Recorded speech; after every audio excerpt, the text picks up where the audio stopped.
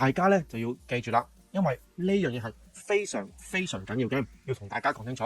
Negative gearing 只係一個工具，唔係投資最終嘅目的。咁如果你係一個精明投資者嘅，咁一定係知道投資嘅話，最終目的係咩啊？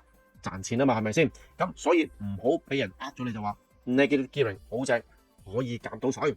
你可以減到稅，咁又點啊？咁每年你減到嘅稅，只係因為你成年自己喺個三度嗰度揞錢出嚟供樓，咁即係咩意思呢？即係你嘅租金收入唔夠覆蓋晒你所有嘅 expense， 例如利息、維修、管理費等等，咁所以你就要自己貼錢啦。